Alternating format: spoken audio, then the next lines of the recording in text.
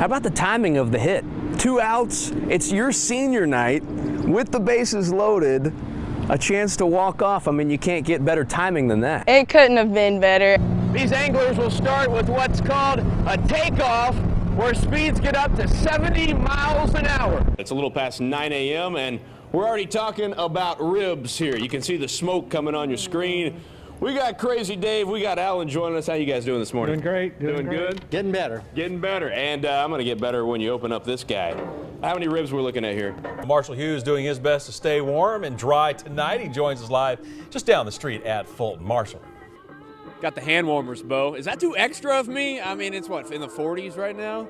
I got to have the hand warmers. I'm from Houston. It's a little bit cold out here tonight, but it does feel like playoff football in East Tennessee. The second round of the playoffs, and it already features some really good matchups. Here we just did the 20th anniversary of that 1998 championship season. 20 years now for the Philip Fulmer Golf Classic. 2 decades ago when this started, did you think that it was going to get up to, you know, a thing that lasts this long? What did she mean to you as a player and now as a coach? How much of her is instilled in your coaching style? How is the team finding their ultimate motivation? Yeah, so as if they need any more tonight, Lori, obviously on the court. They want to win this SEC tournament championship, but off the court, they're finding that motivation in Tony White and hoping that they can do the same for the Vols legend. The only Tennessee player to ever score 50 points in one game will be watching the Vols tonight from his hospital room. Talk a little bit more about what we can expect. Yeah, you mentioned that track record. Yeah. 96-13, Jeremy Pruitt is as an assistant coach. And so while Tennessee had struggles last season, man, they got a new identity. Not just Pruitt, but a whole new coaching staff that has all sorts of swagger. Man, the rain is falling here on Rocky Top. I'm getting pelted. Glad I have on a raincoat. My friend Tommy here, he's got the umbrella covered. Tommy came all the way from Las Vegas for this game. He said you came for the Florida game earlier this year. The Alabama game, though, a tough one against the top-ranked team in the country. What are you hoping to see today? On Friday, it was all about Admiral Schofield's dunk against Mississippi State. Lamonte Turner told me after that game he wished he could do something like that, take the life out of a team like Schofield did. Well, a day later, Turner got his chance and made it count. I did it my way, you know. Garantano may have come close to throwing a few more interceptions this season, but the fact is he's only thrown the ball to the other team 4 times in his career, the last coming 7 games ago against Florida. Like many, Phillips said after the game, he thought the sack resulted in a safety, but said, hey, I'm not that bothered about it. I'm just happy I got the sack. In Tennessee's case, the Vols just happy to get the win. Training camp coming up for you with Pittsburgh. Obviously, the Steelers drafting a quarterback with Mason Rudolph. That's going to be a challenge for you. How do you approach that, coming up this summer? We got our first home run. That had to feel good. It did feel good. You're like, give me another. Yeah, I'm ready. While Wolf has been the one to cast his reel for a big catch, it's now up to NFL teams to go fishing for the tight end. Isn't that a weird feeling, though? Like, when you came out of Ohio to Tennessee, you picked Tennessee. Yeah. Now, you have to wait for somebody to pick you. Yeah, it is weird. It is, and if I'm fortunate enough to get in that position, it is going to be weird. I have no idea where I'm going to be. Yeah, you could be living anywhere in the country in a few months. Yeah, and it definitely adds a little bit of stress. Hopefully they have a lake. Hopefully they do. That's within driving distance. That'd be great. He's got to be nervous no matter what he says. I can't imagine at all. No, neither can I. So he's been off the field here at Tennessee for about 5 months. Yeah. Does he say that he's changed at all since then? Yeah, so he's been training in Nashville. He's bulked up. He's put on close to 10 pounds of weight. He calls it good weight. And he also talked about last season. He mentioned all the adversity. He said it was the most adversity he's been through in a season. But he said that made him a better leader, and that's something he's hoping to show off to NFL teams pretty soon. אוקיי, מה שאני רוצה שתעשה, אני רוצה שתעשה פלט לפה. תעמוד מצד ימין. One-on-one. Ready? They've traveled over 6,000 miles from home to test their skills in football. Unfortunately, we don't have the resources to train them every day like we do here. So in a span of 2 weeks, they have almost like 3 months of training back home. Yes! Dor Peer is one of 25 players who made the trek from Israel to Knoxville on a 2-week mission.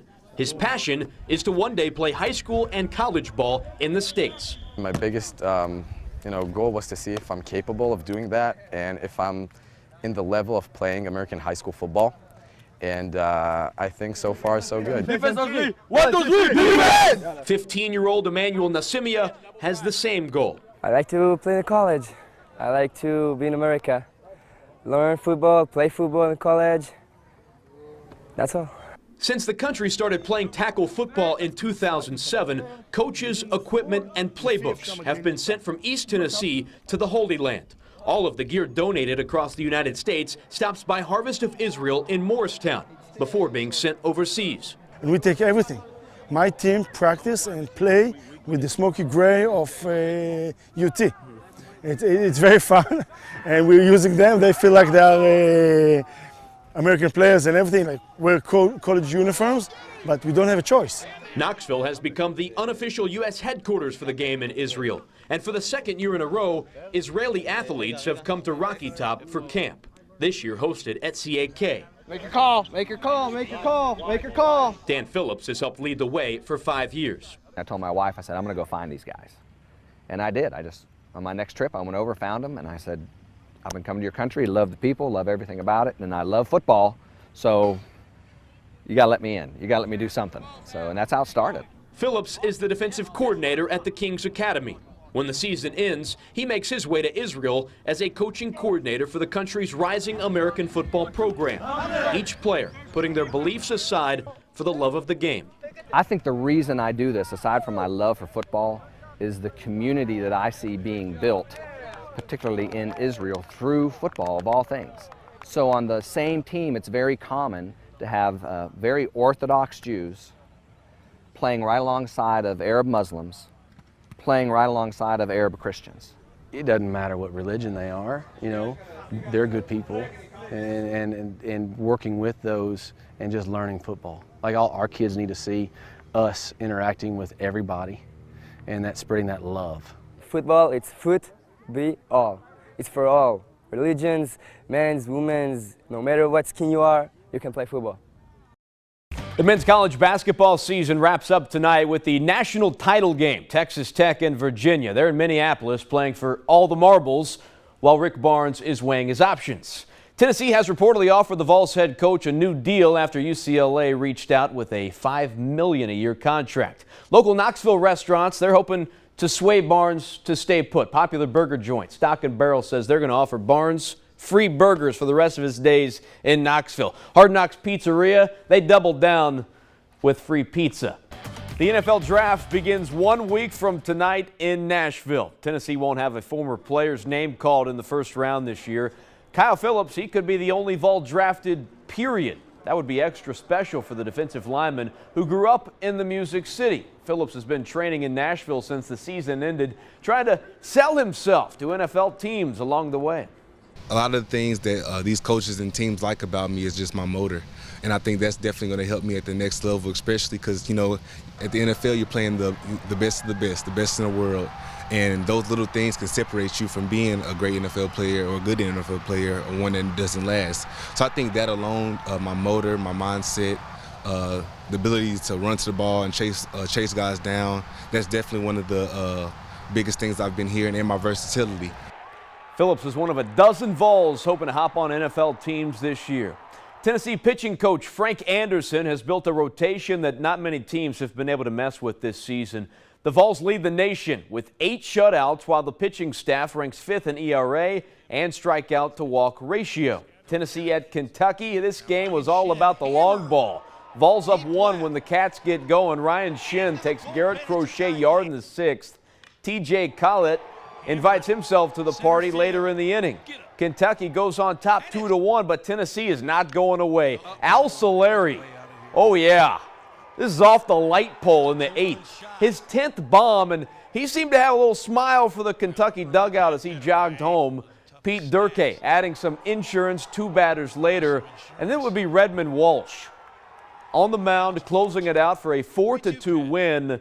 But looking after the strikeout, Kentucky not about to walk away happy. Somebody said something about someone's mama, and both teams were left flexing at home plate. Game 2 tomorrow night, and that could be interesting in Lexington. We'll stay on the diamond. Thirsty Thursday in Kodak. The Smokies in the middle of a 10-game homestand, taking on Jackson, down 4-1 in the 5th when the bats heat up. Roberto Caro doubles into right field, scores a run. Then it's pinch hitter Jesse Hodges. Sends this one soaring. Thought this was going to get out of here, but drops at the warning track. So Caro, he's able to come home and the Smokies would score 4 in the 5th to take a lead. It didn't last long. The Generals added 6 in the 6th, and they win by a whole lot, 16-8, your final.